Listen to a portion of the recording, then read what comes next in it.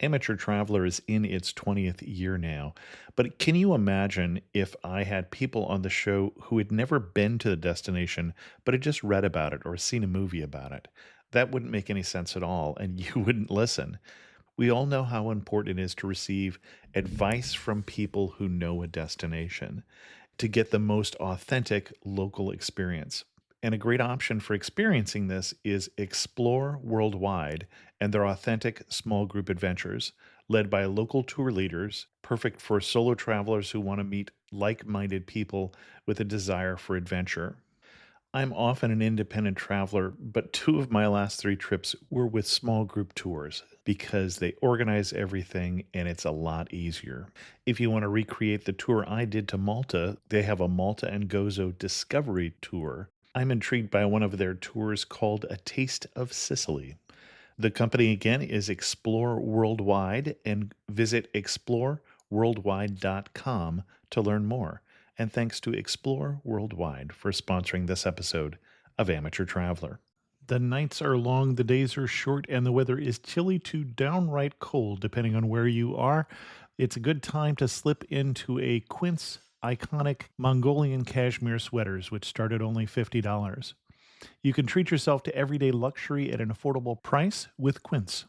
If you really want to dive into luxury, you can check out their leather handbags, washable silk shirts, and European linen sheet sets. Whatever you're looking for at Quince, all the prices are 50 to 80% less than similar brands, and they do that by partnering directly with top factories and cutting out the middleman. They only work with factories that use safe, ethical, and responsible manufacturing processes. And of course, they use premium fabrics and finishes for that luxury feel in every piece. But you've already heard me rave about my Quince travel pants. Treat yourself this winter without the luxury price tag. Go to quince.com/traveler for 365-day returns plus free shipping on your order. That's QUINCE.com/traveler to get free shipping and 365-day returns. Quince.com/traveler. And thanks to Quince for sponsoring this episode of Amateur Traveler. Got my bags packed, I'm on a roll. I'm heading out there and I'm ready to go. I'm looking real good in my passport photo. Oh, no. Amateur Traveler, episode 705. Today, the Amateur Traveler talks about mosques, a magnetic hill, and malls, Nabateans, hospitality, and the edge of the world as we go to Saudi Arabia.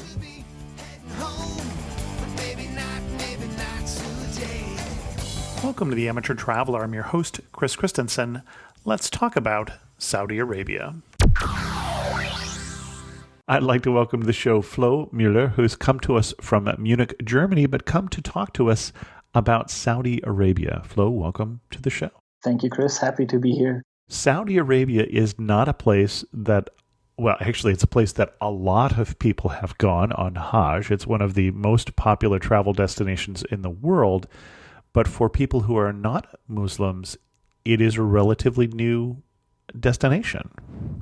Very true. Yeah, it just opened up its tourist visa in the end of September. So everything is very new there. And for me was the interesting part of really, go to a country where tourism really hasn't been a part of the history in the last years. I guess that answers the question of why you went to Saudi Arabia. Was there more to the story than just it opened up and the opportunity was available? I mean, Saudi Arabia, there's so much to talk about. I mean, first of all, landscape. I think we always think about, at least for me, it was, okay, Saudi Arabia, desert, oil, and camels. That's the first words that came to my mind. But landscape-wise, there is so much more to see. I mean, you have the sea, you have the mountains, you have the oasis. Then history-wise, I mean, a lot of ancient kingdoms coming from there, the history of Islam being from there. But for me, what was one of the biggest reasons why I went to Saudi Arabia was the hospitality of the people. I heard such amazing things about that, and I've been around in the Middle East, and I just wanted to experience it for myself. And as soon as I heard they opened up the doors for tourists, I said, okay, I'm going to jump on that wagon, and I want to see it for myself to really see how it is. Excellent. And what kind of an itinerary are you going to recommend for us? When you look at the map, Saudi Arabia is a huge country. So I always say it's better to have more time than less.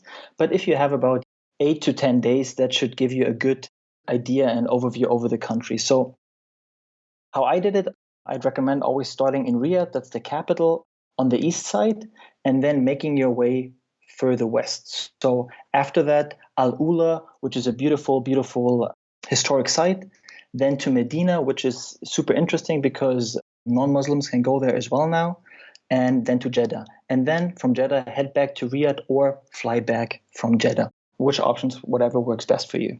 Excellent. Well, and before we get into that in more detail, one place you didn't name, and I want to talk about why you didn't name it, is a place that other people might be interested in going, and that's Mecca. And there's a reason why you didn't name Mecca, and we ought to address the elephant in the room, as it were. So if you would want to go to Mecca, I'll give you the picture. You'll drive on the road, and then you see a big sign which says non-Muslims go right and Muslims go straight. So Right. as a non-Muslim, you're not allowed to go to Mecca, and that, of course, has to be respected. Mm-hmm. Now, of course, if you are Muslim, then that's entirely different, and you, in fact, are encouraged or required, depending on how one looks at that, to make a trip to Mecca at least once in your life if you have the means to do so. So, but we're not going to address Mecca in this particular episode, and we're not going to address going on Hajj because most of the listeners of the show can't do that. So, excellent. You started us in Riyadh. Exactly. So the beauty of Saudi Arabia is that everything is pretty new. So, I mean, arriving there, you arrive at a super new airport. First of all, I said, okay, I'm going to take the metro into town. So I followed the metro signs only to find out that, no, that's not built yet. So that's how early I was in the country. So back out of the airport into the Uber and into town.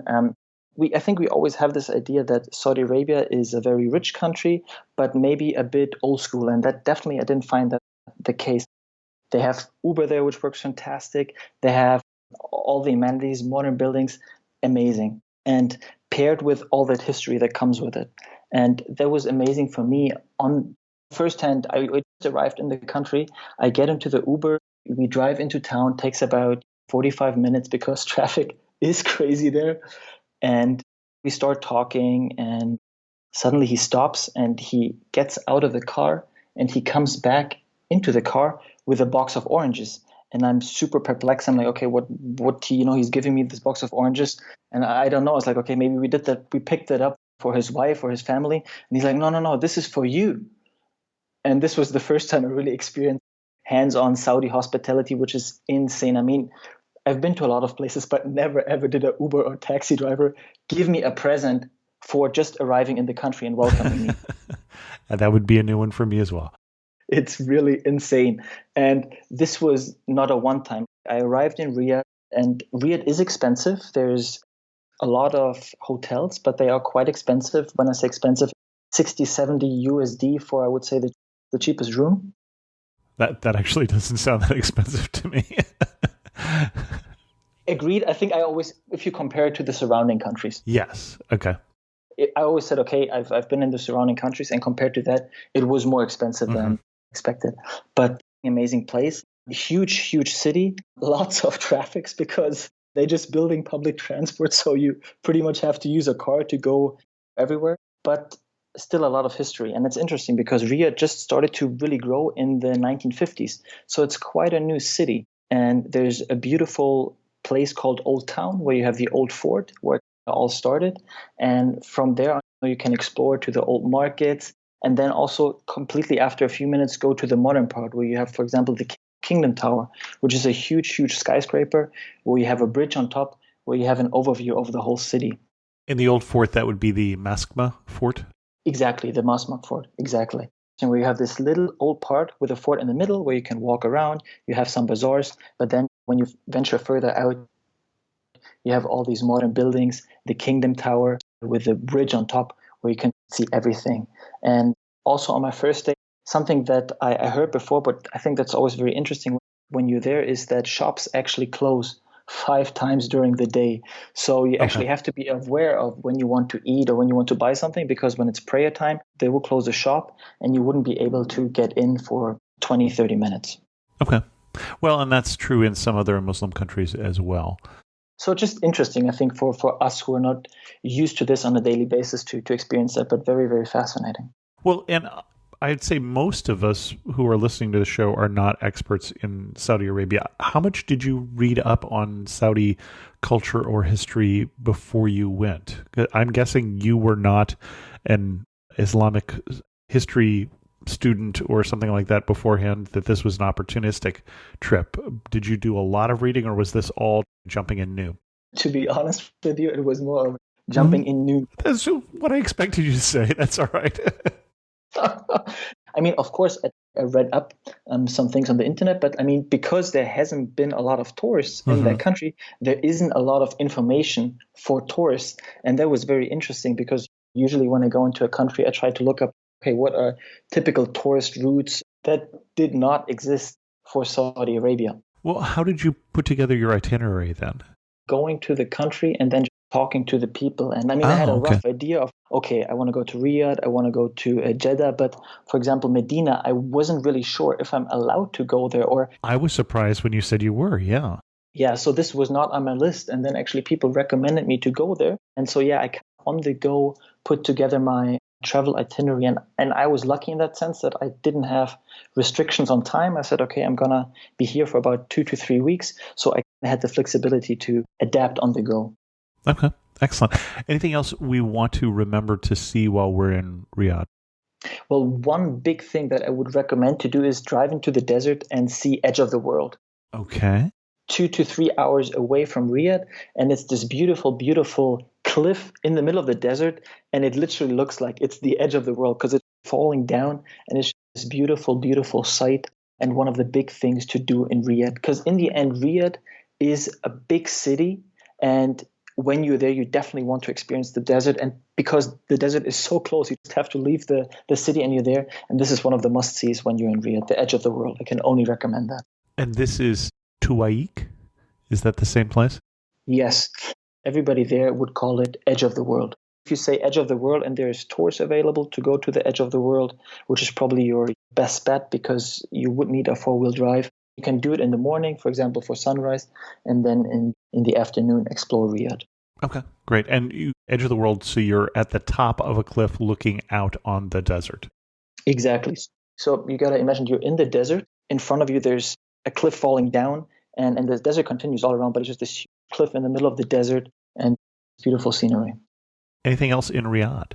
It's a big city. Don't spend too much time in Riyadh. If you have time, I found it very fascinating to go to the boulevard.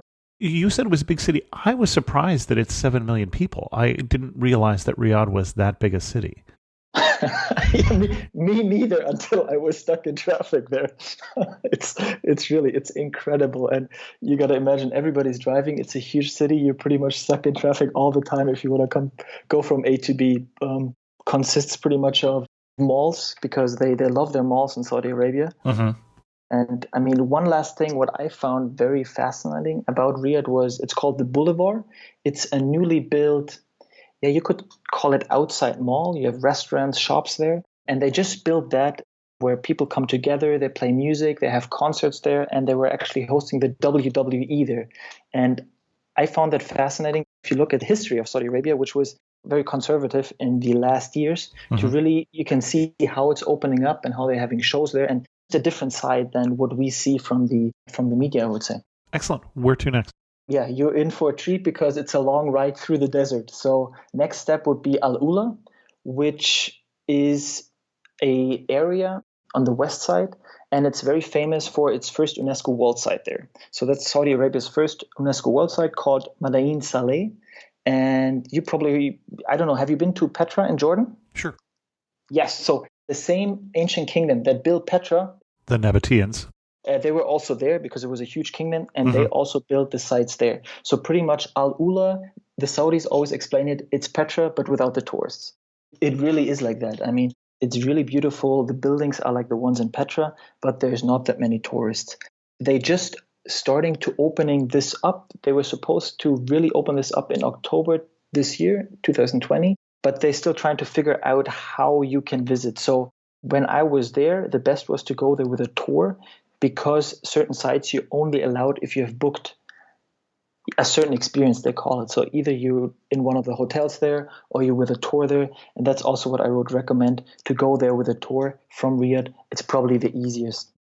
Well, and you mentioned the Nabateans. So the Nabateans are contemporaries with the Romans. Just to put this on a timeline, it's about 2,000 years ago, and they're a trading community.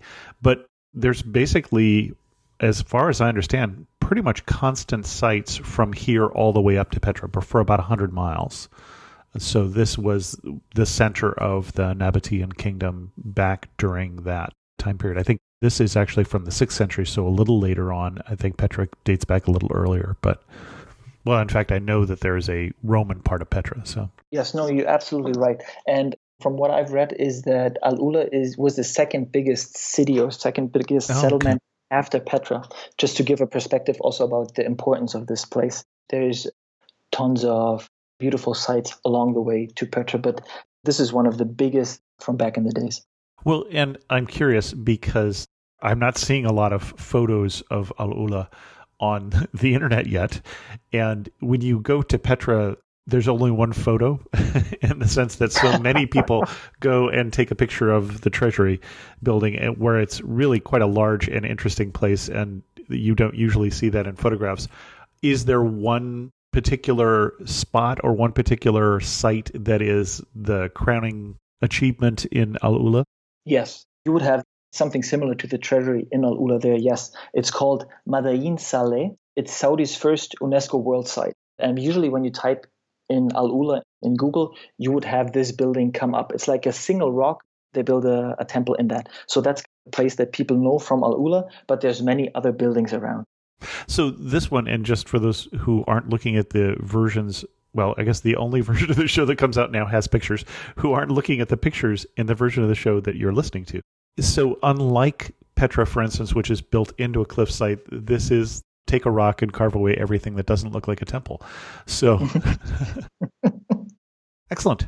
Anything else about Al Ula before we move on? There's a lot of different sites along the way, and that's why you would do it with a tour, because they can show you them.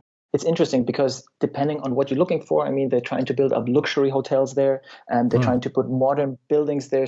I think they're still trying to find out a way of how to cater this area for tourism, and they want to make this their number one stop for tourists in Saudi Arabia. After a day or two, I would suggest heading south to Medina. And why to Medina?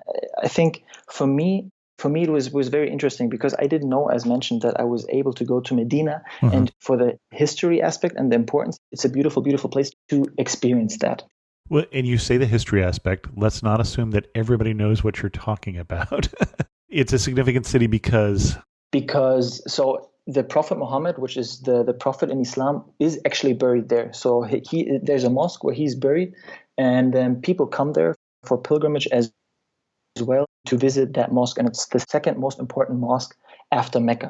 Well, and basically when Muhammad had to flee from Mecca, he came to Medina and founded what became Islam, and then went back and captured Mecca. What I found very interesting there is as well that there, in the beginning of Islam, apparently they were praying towards Israel. Oh, okay. And then they changed the direction towards the Mecca, and that also happened in Medina during prayer when Muhammad, apparently the Prophet, changed the direction. So you have a lot of history in the small city, which I found amazing, and I think is very, very interesting to go there and experience that firsthand. As a non-Muslim, you're not allowed to go into the mosque, but you can go to the entrance and you can watch everything, you can see it. And when I was there, it was very interesting to imagine that all these people from all over the world come to this one place to visit the mosque and to visit the tomb of the Prophet. So I found that very, very interesting to experience that firsthand. Hearing about it all the time was very, very fascinating to see that. Well, and you say the entrance, can you go in a courtyard or do you have to stay outside the walls, I assume? You have to stay outside, and what you see is it's a huge mosque. I think it can hold almost up to 1 million people, so it's very, very big. So you can look into the courtyard, and what you also can do is you can actually be there for prayer time and watch it from outside. I wasn't sure that'd be unrespectful, but I think this wouldn't be respectful to them, but on the contrary, all the people I met there were very, very willing and open to share and happy that I was interested in the history of that. So if you do that, I recommend go to the mosque. You're able to see a lot of it from outside, and also watch it during prayer time to see how that is done. So you can still see a lot, even though you're not allowed to go into it. Okay. Interesting. Compared to Riyadh or also Jeddah later, Medina is still very conservative, and it was very interesting to see these different facets in these different cities. I found fascinating. You're next to the Prophet's Mosque, then you have these religious shops, but then you also have a KFC there, for example. So it's a very, very interesting mix that you get to see there. Yeah, very, very beautiful and fascinating place. Well, and you say it's very conservative. In what ways was that on display when you were there? Were the women dressed differently? Were the men dressed differently? Were there less Western looking shops and things? How did it play out? The most obvious was the way people, especially women, dressed. In Riyadh and especially Jeddah, you would find quite a lot of women without the headscarf. And you would not see that in Medina out of respect towards the religion. It makes sense as well when I talk to people. They always said it makes sense coming from all the important standpoint of the city. It would be more conservative than some other places. I mentioned before that there's prayer time and that usually you're not allowed to stay in a restaurant when it's prayer time. In Riyadh, there were restaurants which allowed us to be in the restaurant or in the shops. In Medina, I got politely asked to leave the restaurant because it was prayer time. So you have things like that. Okay, I hadn't thought about that. Shops also means restaurants. Okay, yeah. Yes. So it's not even just that you have to sit there while they pray and you can't expect service during that time. It's they actually ask you politely to leave so that they can do the prayer time. Okay. Yeah, so you do have to be aware of it. Yeah, the shop didn't seem that, it's like, okay, so I have to shop half an hour later. I've seen that in non-Muslim religious cities as well, but I hadn't thought about the fact that, I'm sorry, your time is up. You need to leave the restaurant. Okay. I mean, I had different experiences. In Riyadh, for example, they turned off the lights, so we were allowed to eat, but it was half dark. But yeah, in Medina, we had to leave the restaurant. Bear that in mind when you go to Saudi Arabia. There are these prayer times which differ from city to city as well, so they're not the same everywhere. It differs where you are, and to eat accordingly.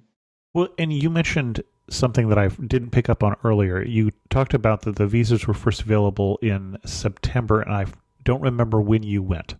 So I went at the beginning of February. Because you were mentioning a few things about outside, and I realized that outside is going to be quite different in February than it's going to be in July, for instance, in Saudi Arabia. So did you go in February because that worked for you, or were there recommendations that was a good time to go? Worked for me. So I'm traveling through the Middle East right now, and I already had my flight booked to Jordan and then Iran. So that worked out the best for me. And that's why February. Otherwise, I would have went earlier. Okay.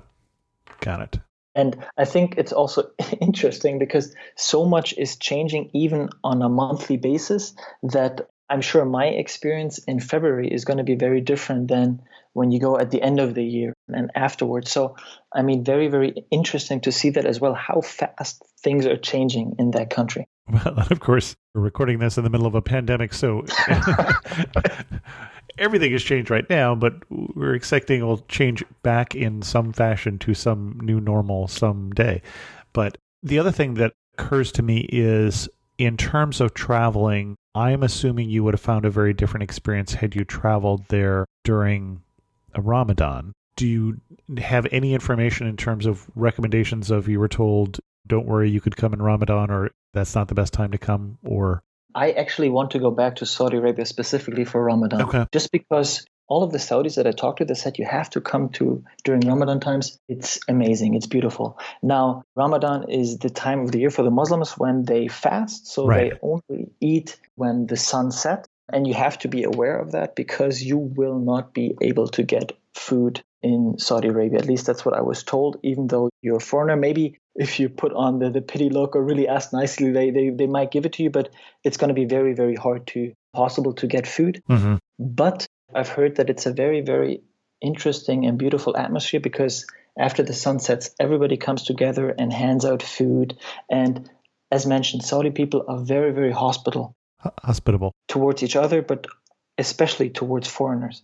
And apparently during this time, it's crazy. Like, you get invited to a house pretty much every day to have a meal with them. So I think be aware if you want to go during that time that it's going to be more difficult to get food, but it's going to be a very special and unique experience to experience a country during that time.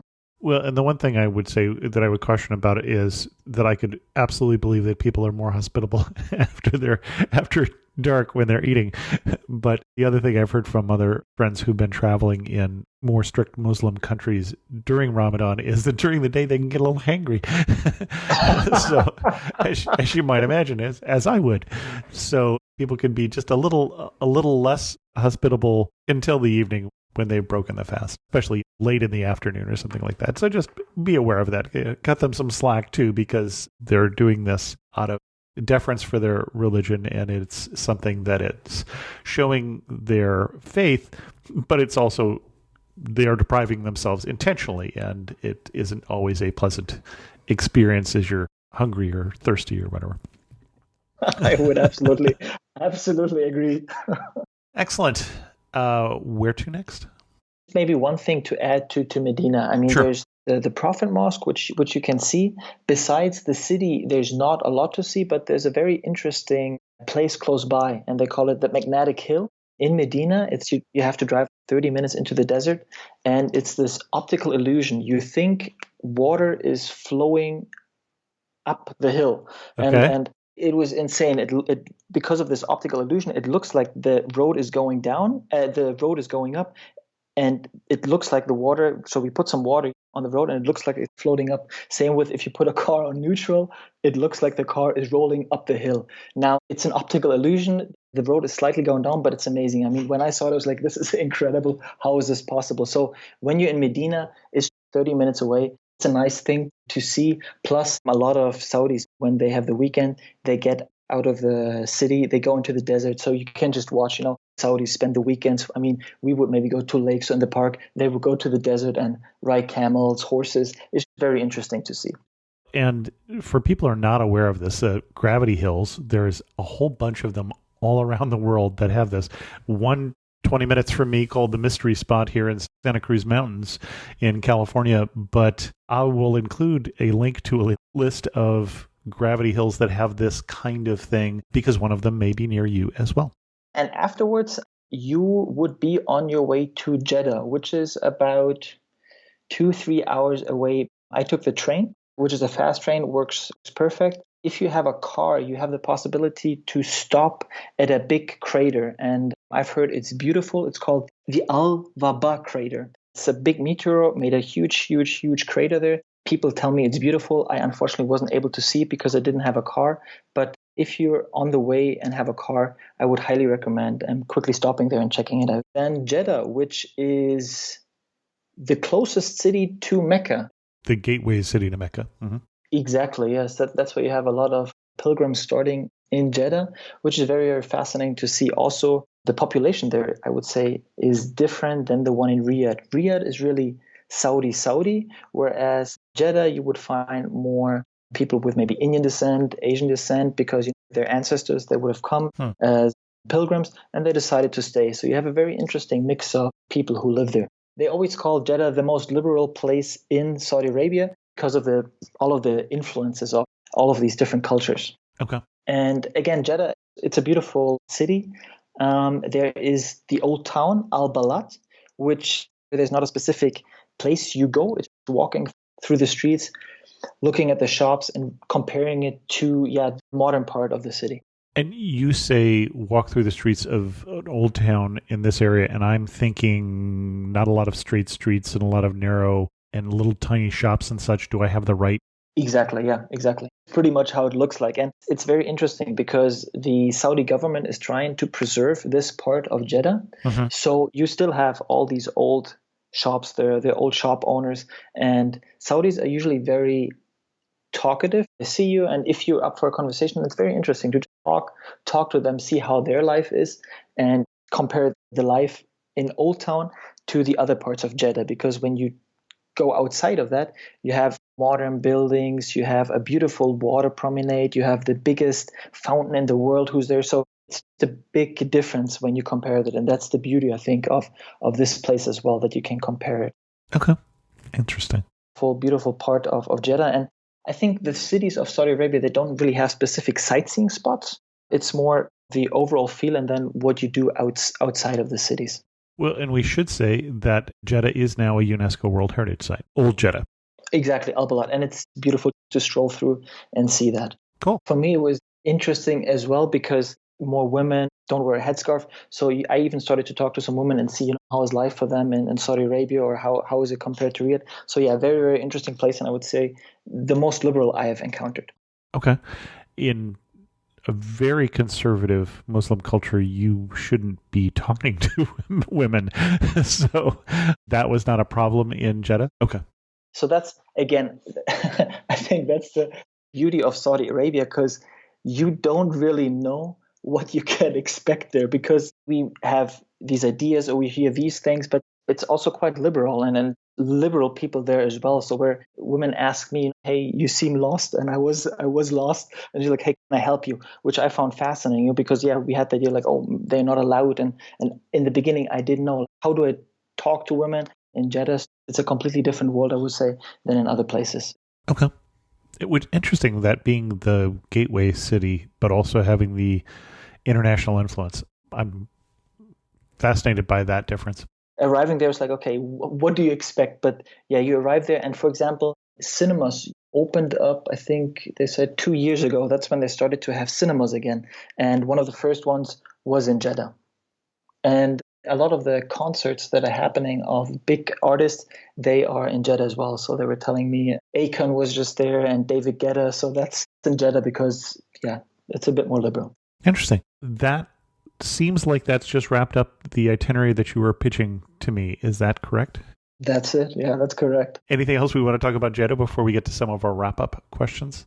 Maybe one thing that I would say in Jeddah, there's this beautiful water promenade again, and take a stroll there. Really, really beautiful to see, and big contrast to Old Town. But besides that, yeah, that's Jeddah. One thing that surprised you about Saudi Arabia, I know one may be difficult too.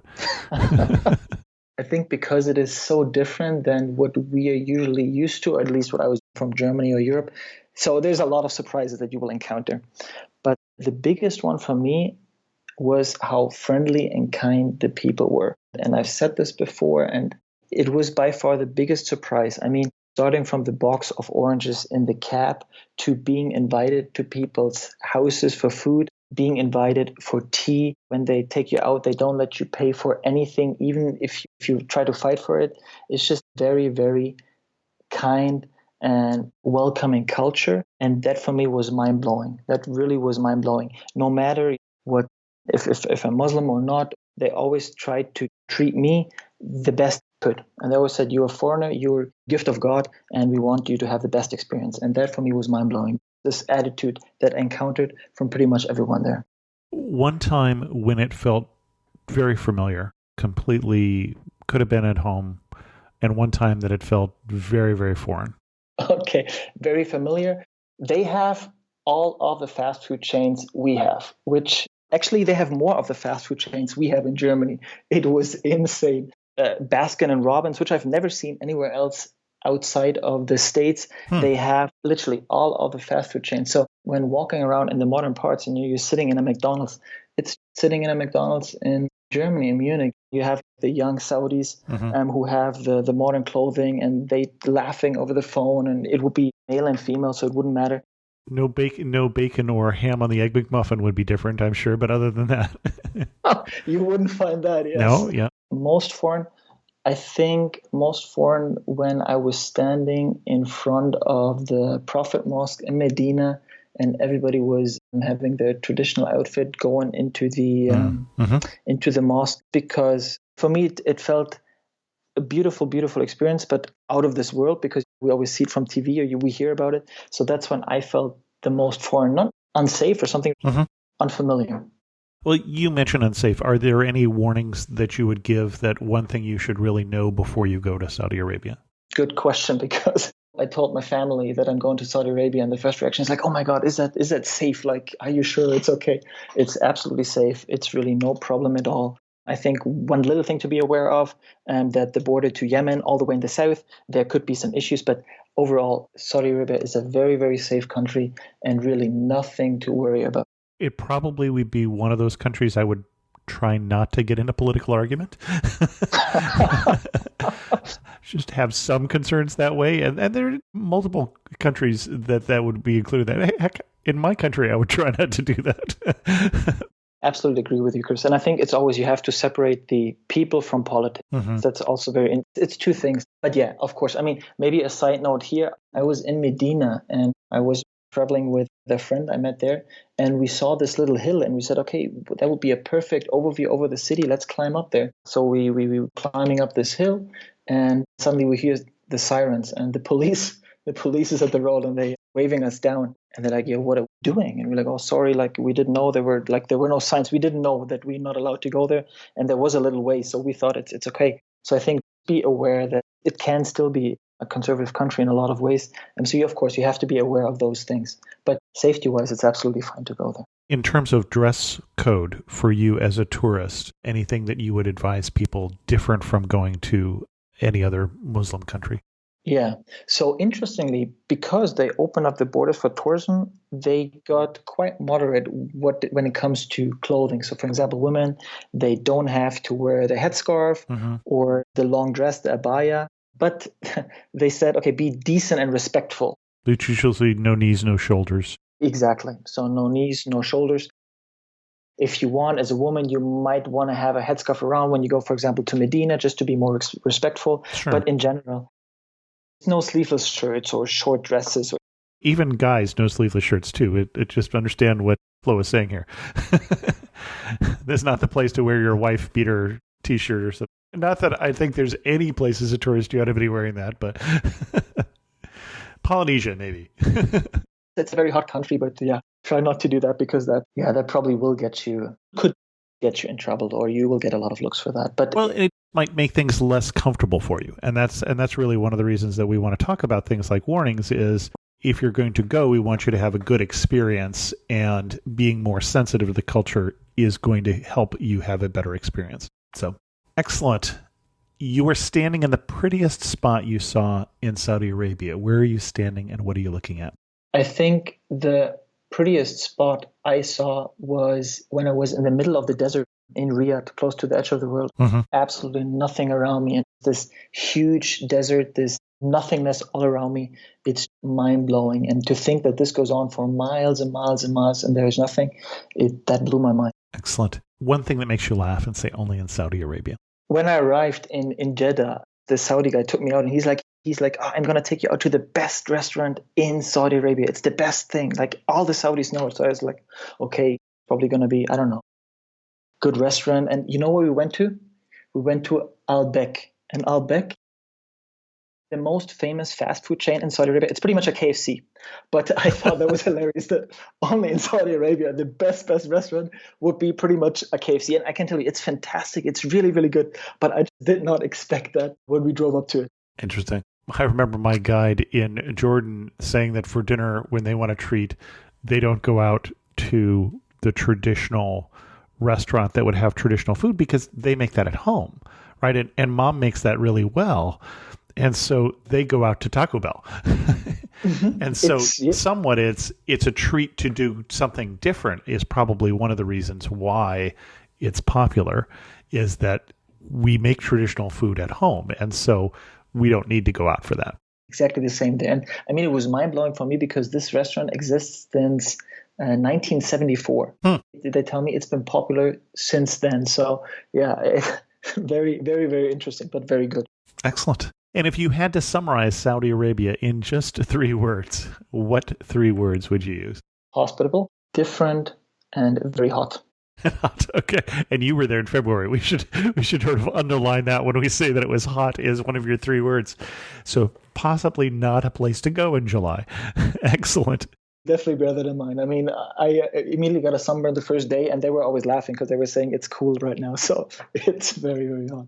Excellent. Our guest again has been Flo Müller from Munich. And Flo, you don't have a travel blog that we want to send people to, do you?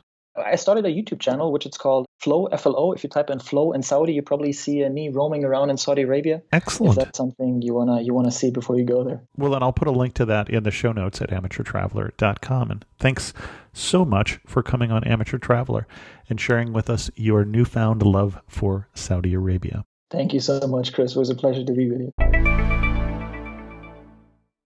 In news of the community, I did want to thank some of the patrons who have been supporting the show, especially the new ones we have since the last time we recorded.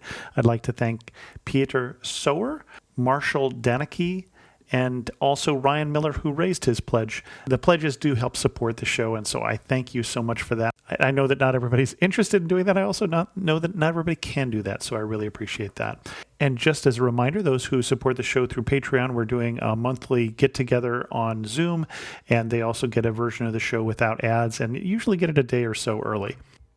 Colin left a comment about the show that we did recently on Senegal. Went for 10 days in 2018, and it was a really wonderful time. The friendliest people, gorgeous country. Thanks, Colin. Patron Jeff Olfs left a comment about the show we did on West Virginia at Pipestem State Park. You can ride a cable car down to the river and walk the trail into Bluestone National River. Between Fayetteville and Greenbrier is a unique cultural arts and crafts center called Tamarack with award-winning restaurants.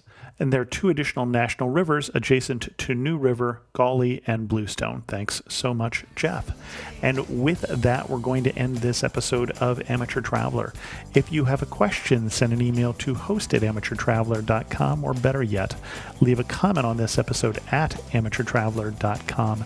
And thanks so much for listening.